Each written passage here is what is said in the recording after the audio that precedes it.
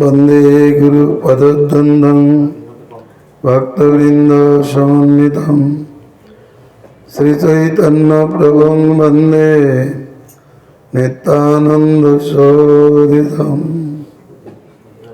श्रीनंदनंदनं वंदे राधिका चरणोदयं गोपीजन समायुक्तं वृंदावन मनोहरम।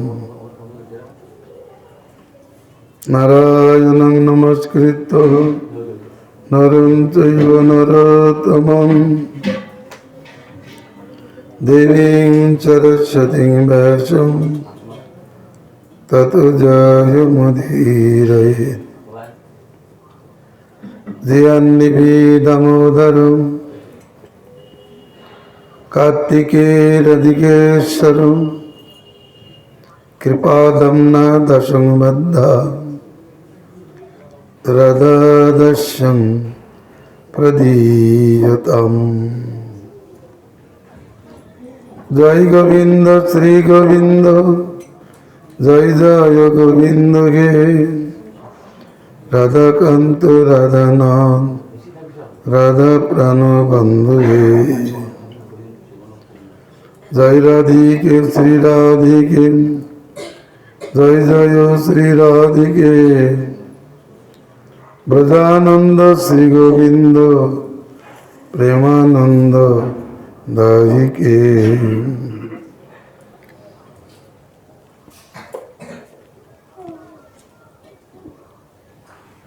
हरे कृष्ण कृष्ण कृष्ण हरे हरे हरे राम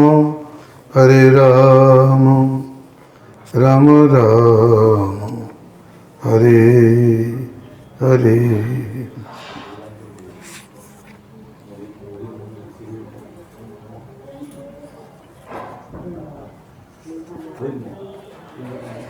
परम विजयते श्री कृष्ण संकीर्तनम श्री श्री कृष्ण चैतन्य चंद्र विजयते तमाम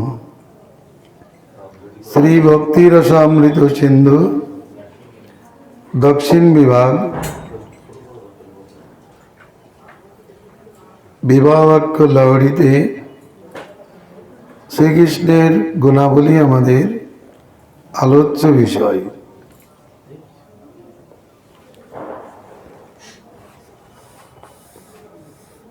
जार रूपे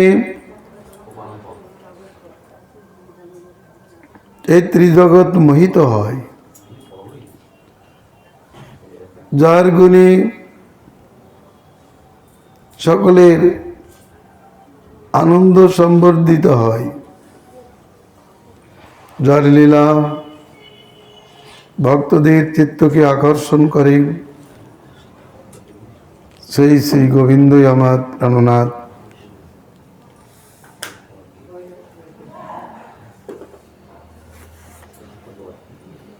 তার গুণে আকৃষ্টি ভজনিক প্রবৃত্তির মূল কারণ। আরাধ্যের গুণে আকৃষ্টি তাতে ভজনে প্রবৃত্তির মূল কারণ। সাধুমুখে কৃষ্ণ কথা শ্রবণ করে কৃষ্ণের প্রতি শ্রদ্ধা ধারণ, পুনশ্চ তার অনন্য সিদ্ধ রূপমাধুরী, গুণমাধুরী, লীলামাধুরী, বেণুমাধুরীর কথা শ্রবণ করিয়া তার সেই সমস্ত গুণে আকৃষ্টিক্রমে বিশুদ্ধ ভজন প্রবৃত্তি উদিত হয়। যার গুণে রূপে শিলে সৌন্দর্যে আকৃষ্ট নহে, তার চিন্তা ভাবনা সহজ নয়। তাতে তার ভজনে প্রবৃত্তি হতেই পারে না। চাপে পড়ে সাপে পড়ে অনেকে কৃষ্ণ ভজন করেন, তাদের কৃষ্ণ ভজন করা ঠিক না। যেমন কত দুষ্ট ছেলে আছে, তারা পড়তে চায় না, কিন্তু বাবা যখন লাঠি নিয়ে আসে তখন পড়তে বসে। যেই বাবা চলে যায় সঙ্গে সঙ্গে আবার খেলতে যায়। এদের কিন্তু পড়াই আকৃষ্ট নেই, পড়া তাদের রুচিকর না। কেবল ওদের পিতার অনুরোধে পড়ে, ভয়ে। সংসারে এমন কিছু আছে লোক, তারাও এরকম ভয়বশত কিছু করে, কেউ বা কর্তব্যবশত কিছু করে, গুণে আকৃষ্ট হয়ে নাই, করতে হয় করে। কিন্তু গুণে আকৃষ্ট না হলে তার ভজনটি সহজ হয় না। কিলিয়ে কি কাঁঠাল পাকানো যায় বলো? কখনোই না। গুণে আকৃষ্ট অতএব আমাদের কর্তব্য কৃষ্ণের গুণে আকৃষ্ট হওয়া। কৃষ্ণের গুণে আকৃষ্ট হওয়াটাই সৌভাগ্যের পরিচয়, প্রচুর সুকৃতির পরিচয়। কৃষ্ণের গুণে অনাকৃষ্টি দুর্ভাগ্যের পরিচয়। কৃষ্ণের নামে রূপে গুণে চরিত্রের যে অদ্ভুত বৈশিষ্ট্য আছে, এটা দেখেও তাতে যে অপ্রবৃত্তি, সেটাই দুর্ভাগ্যের পরিচয়। আর সামান্য মাত্র কৃষ্ণের চরিত্রের শ্রবণে যে তাতে আকৃষ্টি, সেটা সৌভাগ্যের পরিচয়। আমরা গতকাল আলোচনা করেছিলাম যে শ্রীকৃষ্ণ বিবিধ অদ্ভুত ভাষাবিদ। যেহেতু তিনি জগদীশ্বর, সর্বজ্ঞ শিরোমণি, তিনি সমস্ত প্রাণীকে আহ্লাদিত করবার জন্য তাদের ভাষায় অভিজ্ঞ। সংস্কৃত, প্রাকৃত, পাশবিক ভাষায় তিনি পণ্ডিত ছিলেন। পশু পক্ষীদের সঙ্গে কথা বলতেন তাদের ভাষায়। সেই জন্য সকলের একটা আশ্চর্যকর ব্যাপার, তাতে আকৃষ্টি এই জন্য হয়েছে। তার আরেকটি গুণ সত্যবাক্য। প্রথমেই বলি, তিনি সত্যের জনি, সত্যপরায়ণ, তার বাক্যটিও সত্য। দেবতাগণ স্তুতি করেছেন, সত্যব্রতং সত্যপরং ত্রিসত্যম সত্যস্য জনি নিতঞ্চ সত্যেম সত্যস্য সত্যম ঋতসত্য নেত্রম সত্যাত্মকং তং শরণং প্রপন্না। দেবগণ গর্ভস্থ ভগবানকে লক্ষ্য করে বলিলেন, হে ভগবান, আপনার ব্রত সত্য, আপনি সত্যপরায়ণ, ত্রিকালে সত্য, সত্যের কারণ, সত্যের নেতা, আপনি সত্যেই প্রতিষ্ঠিত, আপনি সত্যাত্মা। আমরা আপনাতে প্রবৃত্তি করি। তার মধ্যে থেকে একটা গুণের উল্লেখ করছেন, তিনি সত্যবাক্য। সত্যবাক্য শব্দের অর্থ কি? সংজ্ঞায় বলছেন, সন্নানৃতং বচু সন্নান্বিতং বচোজস্য সত্য বাক্য সবন্নতে। যার বাক্য কখনো মিথ্যা হয় না তাকেই বলে সত্য বাক্য। কৃষ্ণের বাক্য কখনো মিথ্যা হয় না। যদি কেউ রসিকতা করে বলেন কৃষ্ণ ছোটকালে কত মিথ্যা কথা বলেছে, মাখন চুরি করে এসছে, মায়ের কাছে বলেছে আমি মাখন চুরি করি নাই। তাহলে কি প্রমাণিত হবে? তার বাক্যকে সত্য করেছে না? মা বলেছে তোমার মুখের তুমি মাটি খেয়েছো, তিনি মুখ দেখিয়ে দিয়েছেন, মা মাটি খুঁজে পেয়েছে?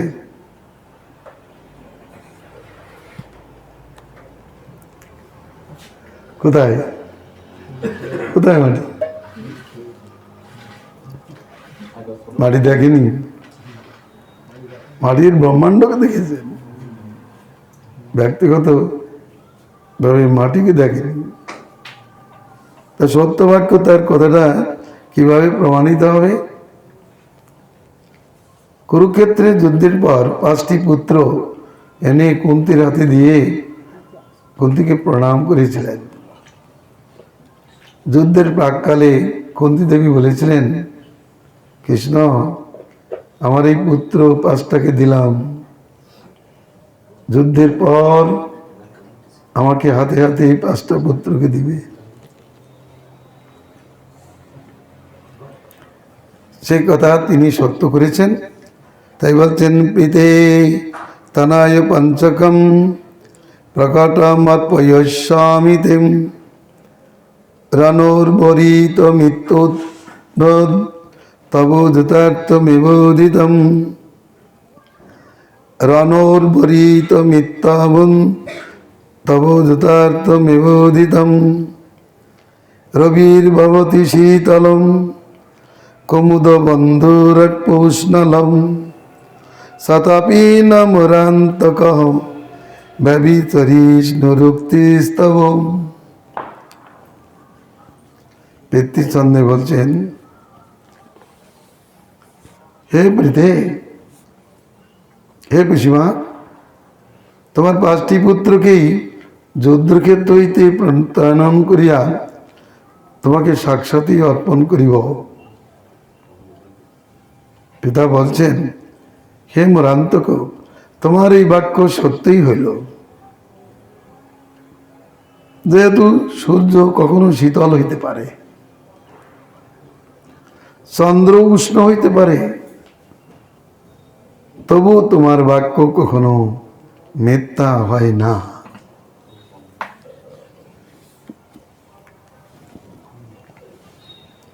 সত্যে যিনি প্রতিষ্ঠিত তার সবই সত্য। অকর্তুম অন্যথা কর্তুম য সমর্থ স ঈশ্বর।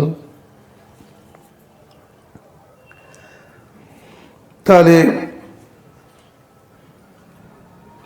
তিনি তার বাক্যকে সত্য করেন, প্রমাণ দিয়েছেন। তিনি প্রতিজ্ঞা করেছিলেন, তিনি প্রতিজ্ঞা করেছিলেন ব্রাহ্মণের কাছে, রুক্মিণী আমাতে চিত্ত অর্পণ করিয়াছে, আমিও তার চিন্তায় পাগল, আমি তার চিন্তায় রাত্রে নিদ্রা পাই না। আমি প্রতিজ্ঞা করে বলছি, সেই অনবদ্যাঙ্গী রুক্মিণীকে সর্বসমক্ষে হরণ করিব।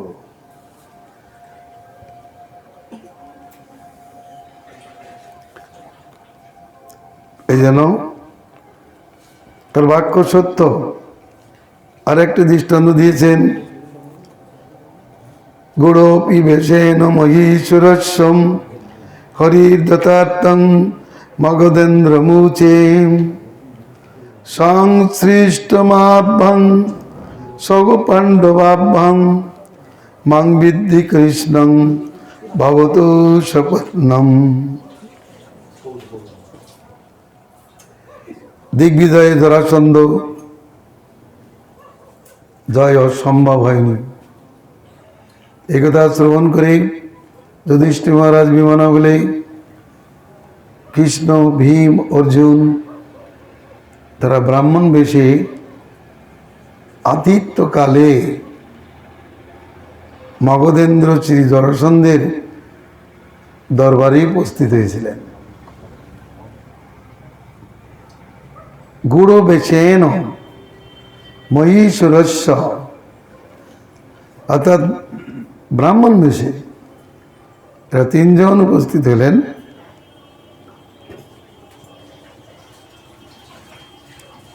জরাসন্ধ ব্রাহ্মণ ভক্ত ছিলেন, তিনি তাদেরকে যথাযথ পূজা করলেন, কিন্তু তাদের গায়ে, তাদের কলেবরে ক্ষতচিহ্ন দর্শন করে বুঝতে পারলেন ব্রাহ্মণ না, বেশে ব্রাহ্মণ, কার্যত ব্রাহ্মণ না। তথাপি যখন ব্রাহ্মণ বেশ ধারণ করেছে, আমি তো ব্রাহ্মণের হিতকারী, যদি এরা আমার প্রাণ গ্রহণ করে আমি দিতে রাজি আছি। শুনেছি বলিরাজ শত্রু জেনেও তাকে ত্রিপাদ ভূমি দান করেছেন। এরা যদি আমার প্রাণ চায় আমি প্রাণ দিয়ে দেব। বললেন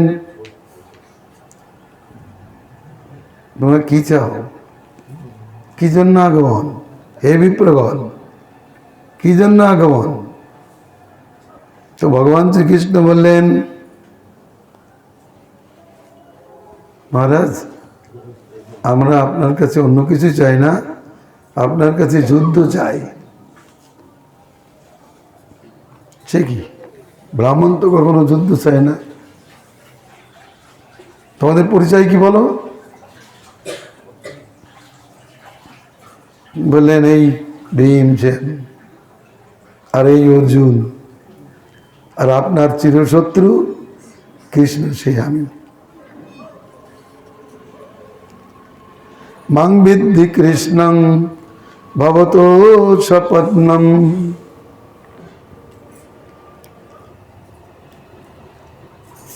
এই দুইজন পাণ্ডবের সহিত আমাকে ওনার চিরবৈরী কৃষ্ণ বলিয়া জানিবেন।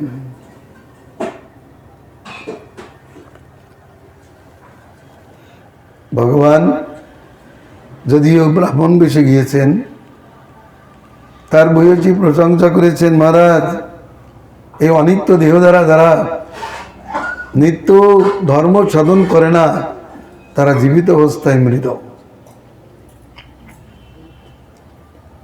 যেমন বলিরাজের কাছে বামনদেবজি বলেছিলেন আপনার পিতা এত বড় দাদা যে দেবতারা মস্তক চাইলে তাকে দিয়ে দিয়েছেন, প্রহ্লাদ তার চরিত্রকে দিয়ে দিয়েছেন,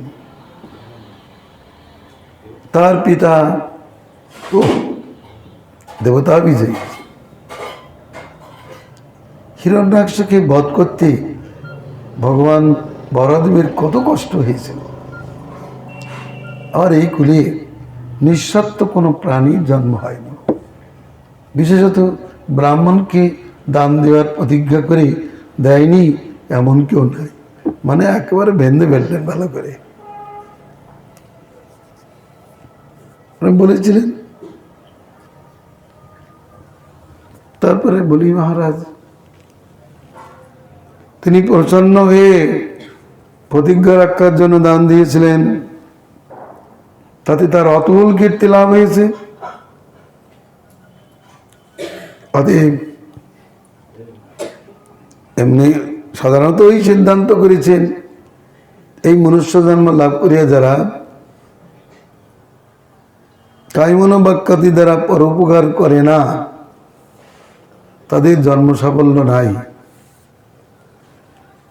এতবাদেব জন্ম সাফল্যম দেনাম ইয়েদেষু প্রাণৈরর্থৈ ধিয়া বাচাম শ্রেয়াচরণং সদা।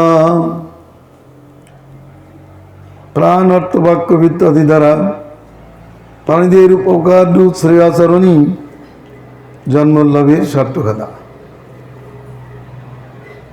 ভগবান শ্রীকৃষ্ণের চরিত্র, তিনি সত্যপ্রাণ, তিনি ভয় পাবেন কেন? তার চিন্তায় যারা আছে তারা ভয় পায় না। প্রহ্লাদ তো অকুত ভয়, কোনো ভয় তার নেই, মৃত্যু ভয় তার নেই। মৃত্যু তাকে নমস্কার করে, তার কাছেই আসতে পারে না। মৃত্যুর যত কারণ ছিল সব কারণগুলি প্রহ্লাদে হত হয়ে গেল। তাহলে কার ভয় করবেন তিনি? তিনি কাকেও ভয় করেন না। আর যার চিন্তার ফলে প্রহ্লাদ অকুত হয়, সেই শ্রীকৃষ্ণ আমার ভয় করবেন কি জন্য? আর যদি কেউ বলেন ওই তো জরাসন্ধের ভয়ে কৃষ্ণ পালিয়ে গিয়েছে যুদ্ধ ছেড়ে, সেই জন্য এখনো তো ঠাকুর সেখানে আছে, ওর নাম রণছড়জি, এর কি সমাধান হবে? কৃষ্ণ ভীত নয়। তিনি জরাসন্ধের কাছে এসে বলেন আমি তোমার চিরশত্রু। আবার সেই ব্যক্তি কেন পালিয়ে গেলেন?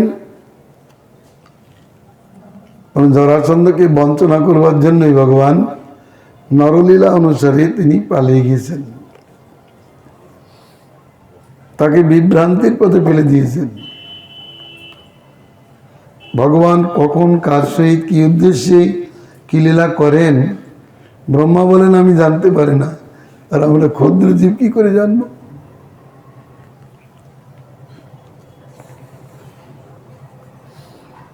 ভগবান দুটো ভাব দেখিয়েছেন, অভীত ভীত। অজ জন্ম নিয়েছেন, তিনি পিতা হয়েও পুত্র হয়েছেন, পতি উপপতি, সর্বজ্ঞ হয়েও অজ্ঞের মতো কাজ করেছেন। অতএব তিনি অকুতভয় হয়েও জরাসন্ধকে বঞ্চনার্থে ভীতভাব প্রকাশ করেছেন। তিনি বিরক্ত আবার অনুরক্ত,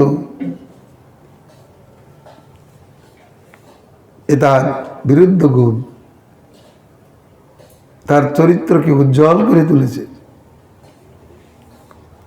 সেই জন্য আমরা বুঝতে পারলাম কৃষ্ণ সত্যবাক্য। তিনি যে মিথ্যা কথা বলেছেন বাল্যকালে, বলতে 5 বছরের বালকদের সত্য মিথ্যার কোনো বিচারই হয় না, তাদের পাপ পুণ্যের কোনো বিচার হয় না। তা মিথ্যা তো একটা পাপ, তার বিচার হয় না। তো ভগবান শ্রীহরি কেন মিথ্যা বলেছেন? আর মিথ্যা বলে তিনি তো তাকে সত্য বলে মিথ্যা বলেছেন বটে, কিন্তু কি উদ্দেশ্যে বলেছেন? তার মিথ্যাটাই সত্য। আমরা যাকে মিথ্যা বলি তার কাছে সেটাই সত্য, কারণ তিনি সেটাকে সত্য করতে পারেন, মিথ্যাকে সত্য করতে পারেন, অন্যায়কে ন্যায় করতে পারেন, আবার ন্যায়কে অন্যায় করতে পারেন, অধর্মকে ধর্ম করতে পারেন, পাপকে পুণ্য করতে পারেন। শাস্ত্রেই বলেছেন, কৃষ্ণই বলেছেন, মন্নিমিত্তং কৃতং পাপম ধর্মায়েব কল্পতে মামনাদৃত পাপ ধর্মপি পাপং সন্মান প্রভাবত।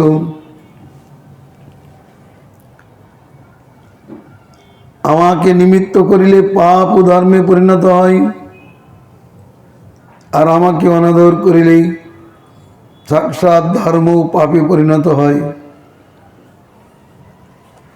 ভগবান অধর্মকে ধর্ম করতে পারেন, অসত্যকে সত্য করতে পারেন, কারণ সত্য মিথ্যা তার সেবক, আর তিনি তাদের অধীশ্বর। তথাপি জরাসন্ধের কাছে সত্য কথাই প্রকাশ করিয়াছেন। তার আর একটি গুণ প্রিয়ম্বদ, জনে কৃতা গছে জনে কৃতাপরাধেপি শান্তবাদী প্রিয়ম বদম। অপরাধী ব্যক্তির প্রতিও যিনি সান্ত্বনা বাক্য প্রয়োগ করেন তাকে বলা হয় প্রিয়ম বদ। প্রিয়ং বদতি ইতি প্রিয়ম বদ। কোথায়? শত্রুর প্রতিও। মিত্রের প্রতি তো বলেন, আবার শত্রুর প্রতিও তিনি সান্ত্বনা বাক্য প্রয়োগ করিয়া থাকেন। প্রমাণ কালিয়ের প্রতি ভগবানের যুক্তি। তা আলোচনা করলে আমরা জানতে পারি, যথা কৃতব্যালিকোপি ন কুণ্ডলেন্দ্রম তয়া বিদেহা ময়িদোচ দৃষ্টি প্রবাচ্যমানোচি চূড়াচিতানং পরঙ্ঘিতায়াদ্দো গবাঙ্কুলস্য।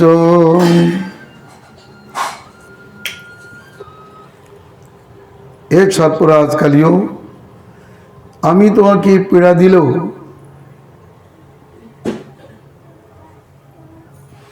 আমার প্রতি তোমার দোষ দৃষ্টি করা উচিত নয়।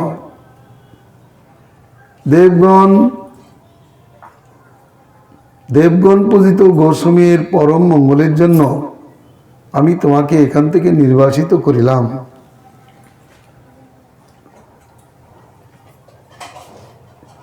কৃতব্যালিক শব্দের অর্থ হল পীড়ার্থে অপি ব্যালিকম চদিত্তমার। আমার কাছে বলেছেন পীড়ার্থে ব্যালিক শব্দ ব্যবহার করা হয়। কুণ্ডলিন্দ সর্পের এক নাম কুণ্ডলী। কুণ্ডলী আকার থাকে বলে তাকে কুণ্ডলী বলা হয়। আর কুণ্ডলী করে থাকে যে সর্প, তাদের তিনি রাজা। তাই বলছেন, এই সর্পরাজ, আমি তোমাকে পীড়া দিলেও, অর্থাৎ আমি তোমার মস্তকে পদাঘাত করিয়া তোমার অনিষ্ট আচরণ করিলেও তুমি কিন্তু আমার প্রতি দোষ দৃষ্টি করিতে পারো না। কেন প্রভু? আমি তোমাকে পীড়িত করেছি এই যমুনার জলকে পবিত্র রাখবার জন্য। কারণ সমস্ত প্রাণী আর আমার গোজাতি এই যমুনার জল পান করে বেঁচে থাকে।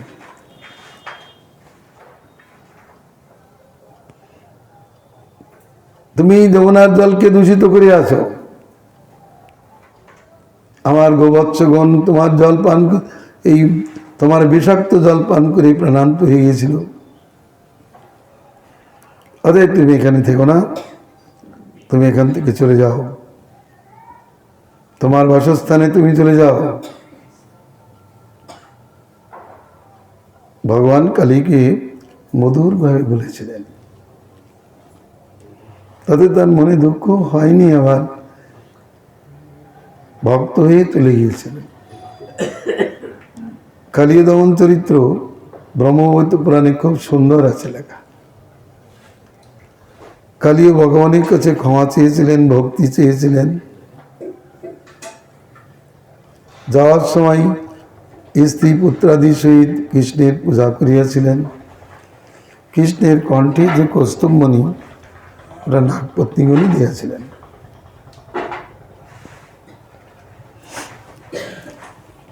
অতএব ভগবান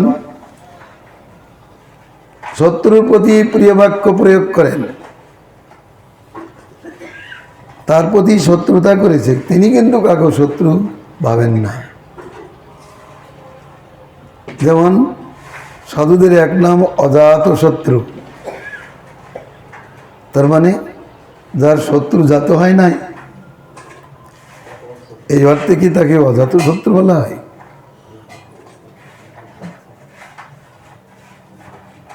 তিনি কখনো কাউকে শত্রু জ্ঞান করেন না।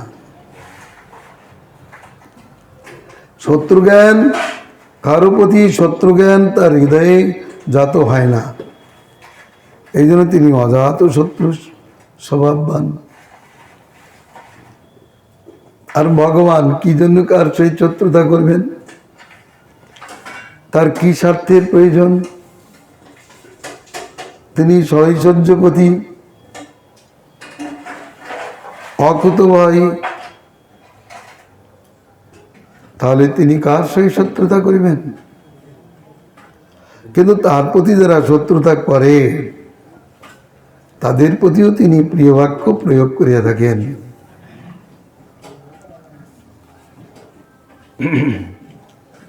শত্রুর প্রতি প্রিয়াচারীন ব্যক্তি হচ্ছেন সাধু। মিত্রের প্রতি প্রিয় ব্যবহারকারী তো সাধুর তো সামান্য ব্যাপার। যে শত্রুতা করে তার প্রতিও যিনি সাধু ব্যবহার করেন তিনি তো প্রকৃত সাধু। ভগবান এই সাধুত্ব গুণে শ্রেষ্ঠ। সাধুগণকে এমনই চরিত্রবান করেছেন, তারা কখনো স্বধর্ম পরিত্যাগ করেন না। যেমন জানা যায়, একজন সাধু জলে তর্পণ করছেন, দেখলেন একটা বিছা ঘুরতে ঘুরতে জলে পড়ে গেল। তাকে তিনি হাতে করে তুলে দিলেন, সঙ্গে সঙ্গে সে দংশন করল। আবার জলে তর্পণ করছেন, শুয়ে গেলেন তিনি। পুনঃ পুনঃ জলে পড়তে লাগলো, আর পুনঃ পুনঃই তুলে দিতে লাগলেন, আর পুনঃ পুনঃই তাকে দর্শন করতে লাগলো। পার্শ্বস্থ কোনো ব্যক্তি বললেন, আপনি একে তুলে দিচ্ছেন বারবার, এ আপনাকে দংশন করছে, আপনি এই কাজ করছেন কেন, একে তুলছেন কেন? সাধু উত্তর করেছেন, সামান্য একটা ক্ষুদ্র কীট যদি তার স্বভাব পরিবর্তন না করতে পারে, স্বভাব না ছাড়তে পারে, আমি সাধু কি করে আমার স্বভাবটা ছেড়ে দিই? আমার স্বভাব পরোপকার করা, পরের উপকার করা আমার স্বভাব। নিত্যানন্দ প্রভু অভিশাপ দিলে তো জগাই মাদাই ওখানেই ভস্মসাৎ হয়ে যেতেন। তাকে দিয়েছেন? দেন নাই। হরিদাস ঠাকুরের পর কি অত্যাচার হয়েছে, তিনি কোনোদিন কিছু মনে করেছেন? বরং তাদের অমঙ্গলের কথা শ্রবণ করে তিনি দুঃখিত হয়েছেন।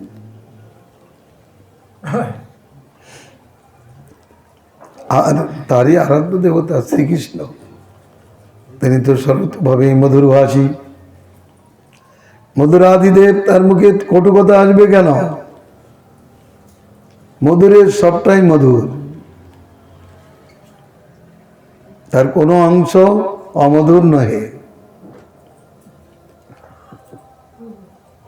তিনটি বিষয় বলা হলো, বিবিধ অদ্ভুত ভাষাবিদ, আবার প্রিয়ম্বদ সত্যবাক্য। এরপরে আর একটা গুণ বলছেন, ইনি বাবদুক, তিনি যা কথা বলেন সেগুলি খুব কর্ণরসায়ন এবং প্রকৃতপক্ষে বাগ্গুণান্বিত। অতএব বলেন, সতী পৃষ্ঠোক্তি রখিলমক গুণান্বিত বাগবীম ইতি দ্বিধা নিগদিত বাবদুক মনীষিভি। মনীষীগণ কর্ণরসায়ন এবং নিখিল বাক্য গুণ সমন্বিত বাক্য প্রয়োগকারীকে বাবদুক বলিয়া থাকেন। কৃষ্ণ যে বাক্য প্রয়োগ করেন তা একদিকে কর্ণরসায়ন, অপরদিকে নিখিল বাক্য গুণ সমন্বিত। চকার বকার দিয়ে তিনি কথা বলেন না, অশ্লীল ভাষা প্রয়োগ করেন না। তার কি লক্ষণ বললেন? অশ্লিষ্ট কমল পদাবলী মঞ্জুলেনম প্রত্যক্ষর ক্ষরদমান্ধ সুধারসেনম সাক্ষ্য সমস্ত জনকর্ণ রসায়নেন মহাধিকস্য হৃদয়ং হরিভাষিতেন। ইন্দ্রযজ্ঞ ভঙ্গ করিতে বজরাজ সভায় শ্রীকৃষ্ণ কর্তৃক উচ্চারিত বাক্য মাধুরী শ্রবণ করিয়া কোন বন্দিনীর উক্তি তিনি তার সখীদের কাছে বলতেন, এই সখীগণ, সুস্পষ্ট কমল পদসম দ্বারা মনজ্ঞ উচ্চারণ মাধুরী প্রতিবর্ণী অপূর্ব সুধারসশ্রাবী এবং নিখিল জনশ্রবণ রসায়ন সরমাধুরীযুক্ত শ্রীকৃষ্ণ বাক্য সমূহ আমার কার হৃদয় না অপহরণ করে, অর্থাৎ সকলের চিত্তই অপহরণ করে। বর্ণবিন্যাস ভঙ্গি সুধাশ্রাবী বর্ণবিন্যাস পরিপাটি পদ সমেতের অত্যন্ত মনজ্ঞ, প্রতি বর্ণে অপূর্ব সুধারস স্রাবিত হয় এবং নিখিল জনগণের কর্ণ তাতেই রসায়ন হয়ে যায়। অতএব শ্রীকৃষ্ণ হলেন ভাবদুঃখ চরিত্রের অধিকারী। ভাবদুঃখ দৈদীর্ঘ কহ ভাবদুঃখ। এবার দ্বিতীয়টি লক্ষণ বলছেন, এটা প্রথমটি লক্ষণ আদ্য, সেটা হচ্ছে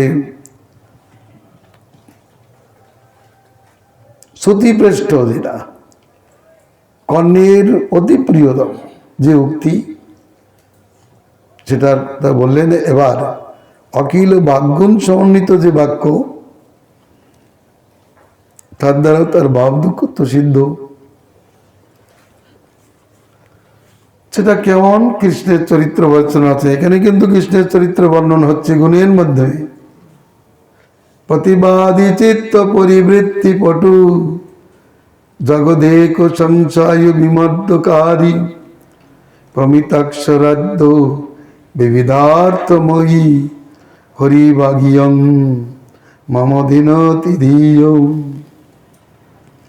কি রচনার পরিপাটি! যিনি বর্ণনা করছেন তারই বা রচনার কি সুন্দর পরিপাটি! শ্রী উদ্ধবের উক্তি, যা প্রতিবাদীর চিত্ত পরিবর্তনী পটু, জগতের সংশয় ছেদনকারী, পরিমিত অক্ষরযুক্ত অথবা অব্যর্থ প্রমাণ বিশিষ্ট এবং বিবিধ অর্থযুক্ত সেই শ্রী হরিবাক্য আমার অন্তরে মহানন্দ প্রদান করিতেছেন। প্রতিবাদী যারা, তর্ক করতে এসেছে যারা, তাদের চিত্ত পরিবর্তনই যার বাক্য পটু, জগতের সকলের সকল প্রকার সংশয় ছেদন করতে যে পটু, পরিমিত অক্ষরযুক্ত, বহু কথা নাই, বাচাল নহেন তিনি, স্মিতাঞ্চ সারাঞ্চ বচহি বাগ্মিতা, অথচ অব্যর্থ প্রমাণ বিশিষ্ট এমন বাক্য প্রয়োগকারী শ্রীকৃষ্ণ আমার অন্তরে মহানন্দ প্রদান করিতেছেন। ভগবত চরিত্র বিশ্লেষণ হচ্ছে, ভগবান বককে ধরলো, দু হাতে চিরে দুখণ্ড করে দিল, বাড়িতে আসলো, খাওয়া দাওয়া করে শুয়ে পড়লো, এইটুকু মাত্র বললে হবে না। কালীকে দমন করলো আর তার স্ত্রীগণ পূজা করলো, চলে গেল। এর মধ্যে কি আছে সেখানে? ওই লীলায়, কালী দমন লীলায় কৃষ্ণের কি কি গুণ প্রকাশিত হয়ে আছে কেউ বলতে পারবেন?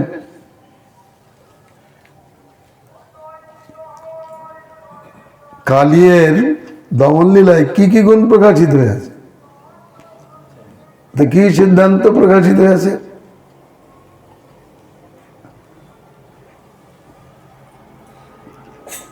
তার পত্নীগণ বলেছেন যে আপনার এই দণ্ড ন্যায্য, কারণ আপনি শত্রু মিত্রে সমদৃষ্টি সম্পন্ন। তারপরে বলছেন কৃষ্ণের যে বাবদক গুণ, প্রিয়ম্বদ গুণ আছে, কৃষ্ণ কালিয়ের প্রতি কি ব্যবহার করেছেন?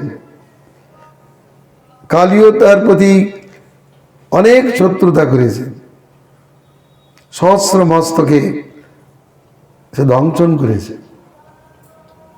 কিন্তু কৃষ্ণ তার অপরাধ গণনা না করে তাকে ক্ষমার চোখে দেখে তাকে সেখান থেকে অন্যত্র পাঠিয়ে দিয়েছেন। জানিস কালিও, তুই আমাকে সহস্র মুখে দংশন করেছিলি, দূর হয় এখান থেকে, এমনটি বলেননি। কেন বলেননি? ওই পত্নীগণ বলেছেন, আপনি আমাদের পিতা, আমরা আপনার কন্যা, আরে আপনার জামাই।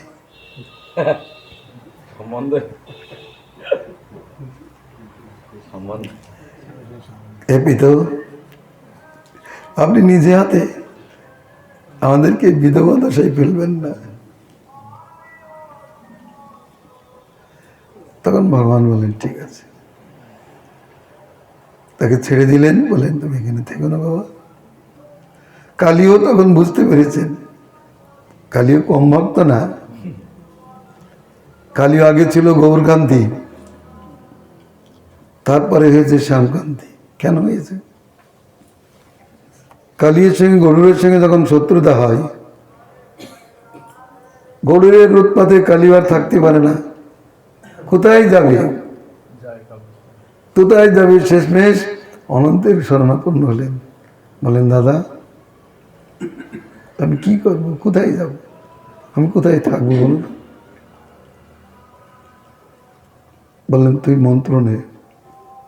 কৃষ্ণ মন্ত্র দিয়ে তাকে বললেন গরু যেখানে যেতে পারে না সেই যমুনার হ্রদে তুমি যাও, সেখানে বাস করো, ভবিষ্যতে তোমার মঙ্গল হবে। অনন্তদেব গুরুদেব তিনি মন্ত্র দিয়েছেন, কালিও কাঁদতে কাঁদতে বলছে ভগবান আমি আপনার মন্ত্র জপ করতে করতে আপনার মতো বর্ণ প্রাপ্ত হয়েছি। যেদিন থেকে অনন্তদেব আমাকে আপনার মন্ত্র দান করেছেন, আমি নিষ্ঠার সেই মন্ত্র জপ করি আপনারই বর্ণ প্রাপ্ত হয়েছি। আর আমি সর্পজাতি, আমার স্বভাব তো এটাই, আমি স্বভাব পরিবর্তন, কোনো প্রাণী তার স্বভাব পরিত্যাগ করতে পারে না। তা আপনি মারবেন কি রাখবেন আপনার হাতেই সব কিছু। বলেন তুমি এখান থেকে যাও, দমনক দ্বীপে যাও, গরুর আমাকে আবার অত্যাচার করবে না, তুমি বর চাও, তোমার এই গুণে আমি সন্তুষ্ট হয়েছি, তুমি বর চাও। কালী বললেন প্রভু কি বর চাই? আমার যদি জন্ম হয় সেই জন্মই যেন তোমার চরণে ভক্তি থাকে, তোমার স্মৃতি থাকে, সেই বর আমি চাই, অন্য কিছু বর চাই না।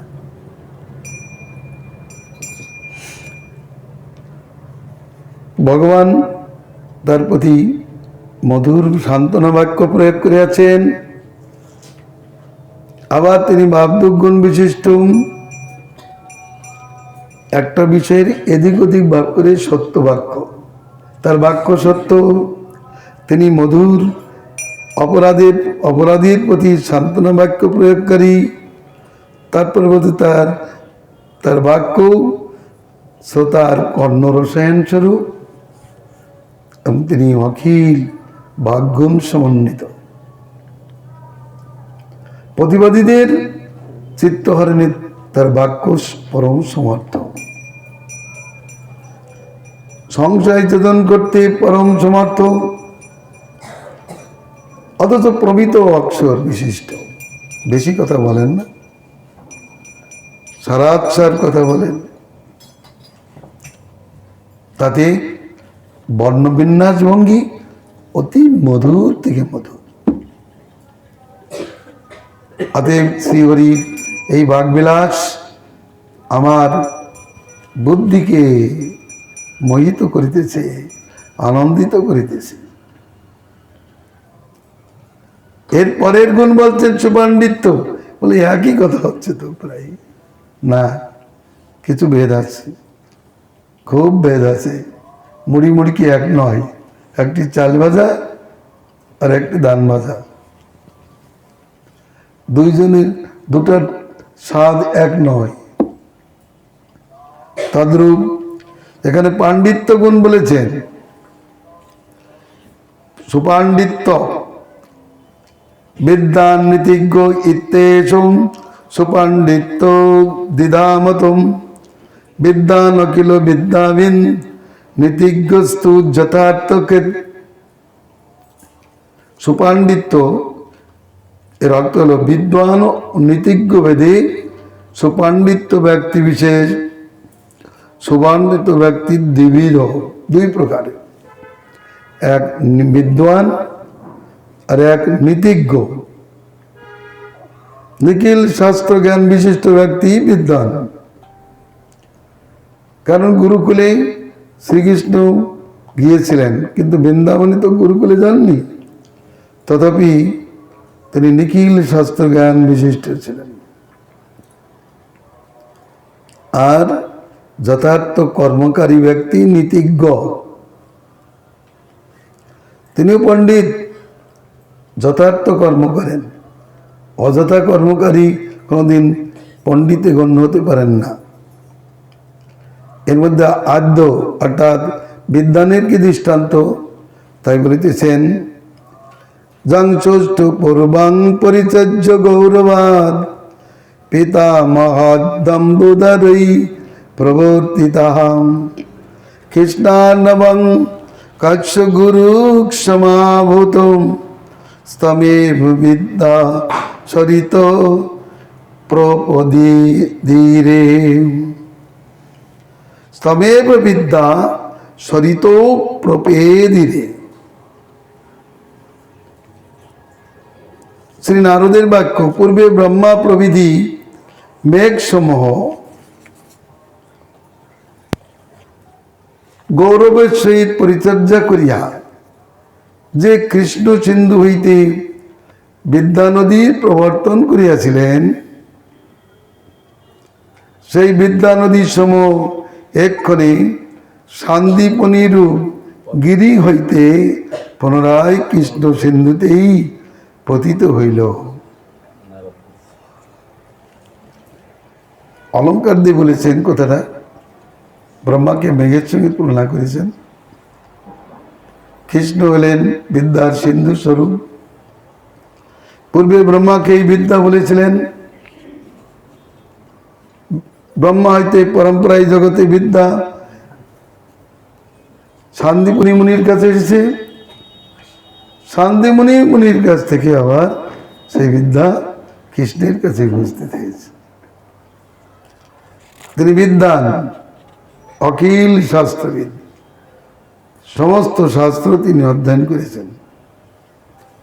চারখানা বেদ, 6টি বেদাঙ্গ, অষ্টাদশ পুরাণ, নীতিশাস্ত্র, ধনুর্বেদ, আয়ুর্বেদ, স্থাপত্যবেদ, এসব তিনি অধ্যয়ন করেছেন।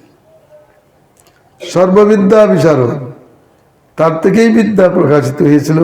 এবার দ্বাপরান্তে তিনি আবার সেই বিদ্যাগুলি প্রাপ্ত হলেন। সমুদ্রের জল সমুদ্রেই উপস্থিত হয়,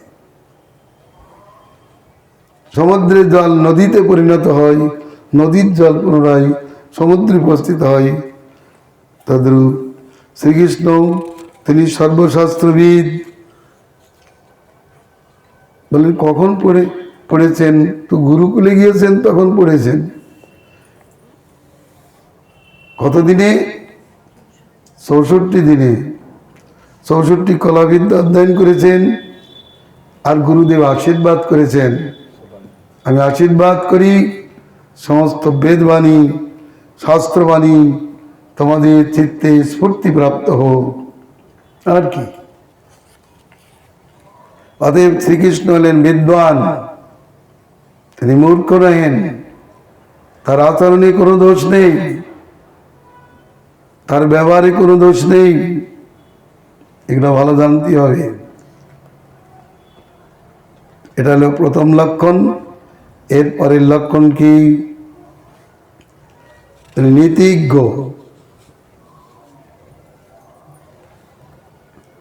তা নীতিজ্ঞ কথাটা পরে বলবেন, ওই শ্লোকের বলে তিনি সন্তুষ্ট না হয়ে আবার বলছেন,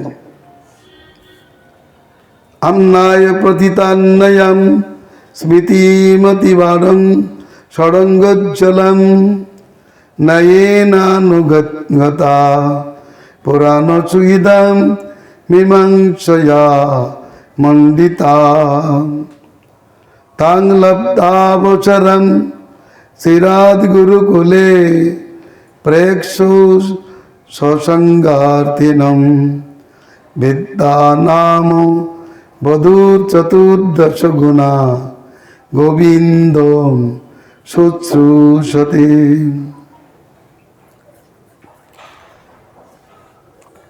সিদ্ধ চারণগুণের উক্তি বিদ্যার পক্ষে বলছেন, এই গোবিন্দ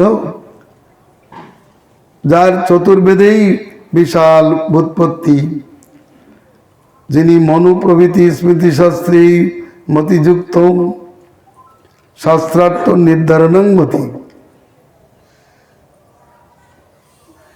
ষড়ঙ্গ অর্থাৎ শিক্ষা কল্প ব্যাকরণ ছন্দ নিরুক্তি জ্যোতিষ শাস্ত্রেও যিনি অতিশয় উজ্জ্বল পাণ্ডিত উজ্জ্বলা বুদ্ধি বিশিষ্ট তর্কবিদ্যায় পারঙ্গত শ্রীমদ্ ভাগবতাদি পুরাণার্থ যার বন্ধু, পূর্ব এবং উত্তর মীমাংসায় যার ভূষণ, সেই চতুর্দশ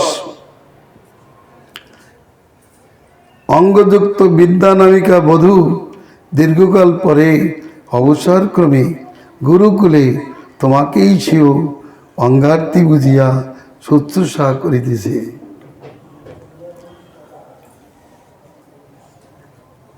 বধূর পক্ষে বলেছেন, অর্থাৎ এই কথাটা বলা হলো ষড়ঙ্গ বেদাদি সব গুরুকুলে কৃষ্ণকে প্রাপ্ত হয়ে বিদ্যাবধূ তার সেবা করিতেছেন। সে বিদ্যাবধূর কি পরিচয় ওটা বলেছেন এখানে, চারি বেদ বেদান্ত বেদাঙ্গ এবং পুরাণ শাস্ত্র তথা তর্কবিদ্যা এই সবই বিদ্যাবধূ স্বরূপ। অতএব বিদ্যাবধূ গুরুকুলে পেয়ে কৃষ্ণকে সেবা করে চলেছেন। বধূর পক্ষে একটা অর্থ হলো সৎকুল বলিয়া বিখ্যাত পিতৃকুল ও শ্বশুরকুল যুক্তা মেধাবতী ষড়ঙ্গী অর্থাৎ শির ও মধ্যদেশ করদ্বয় চরণদয় উজ্জ্বলা নীতিশালিনী বৃদ্ধগণ সম্মত বিচার বিশিষ্টা এবং চতুর্দশ বিদ্যারূপ গুণশালিনী বধূ বহুদিন অবসর সন্ধান করিয়া পিত্রাদি কুলে বর্তমান সসংঘাতী পথিকে বরণ করে আজ হে কৃষ্ণ তোমাকেই বরণ করিয়াছে। এর দ্বারা বোঝালেন কৃষ্ণ সর্ববিদ্যা বিশারদ। এক কথায়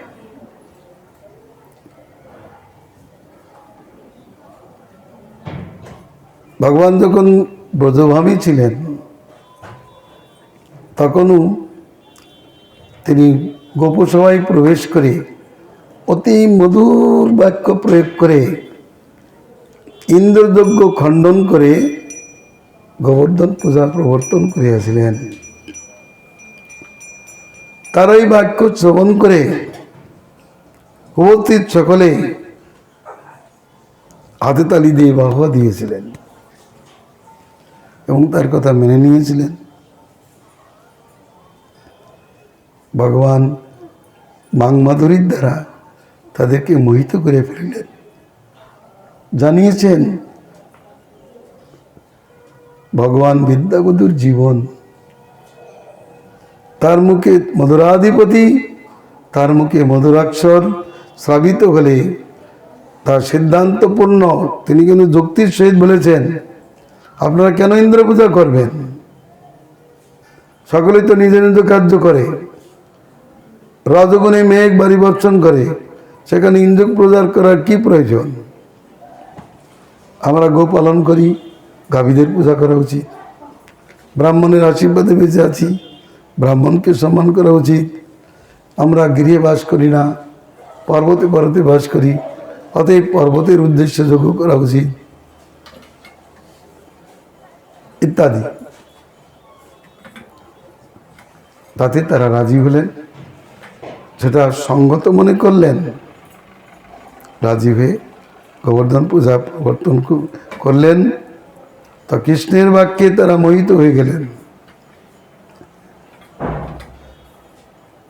অবশ্য বিষ্ণু বিকাচুরকে এমন কথা বলেছিলেন, তার বাক্যে মোহিত হয়ে নিজের মস্তকে হস্তপন করেই নিজের বিনাশ নিজেই সাধন করেছিলেন।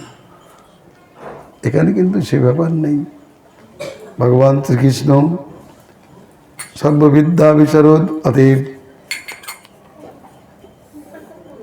সেই সর্ববিদ্যা বিশারদ ভগবান শ্রীকৃষ্ণ মাদিশ দুর্ভাগার প্রতি একবার শুভদৃষ্টি করুন। তার দৃষ্টিপাতে কিছু বিদ্যা আমাদের দিকে প্রবাহিত হোক, আমরা ধন্য হই। আমরা অন্য কোনো বিদ্যা চাই না, ভগবানের যাতে মতি হয় সেই বিদ্যা আমরা প্রাপ্ত হই, এটাই আমাদের প্রার্থনার বিষয়। গোবিন্দের মঙ্গলম।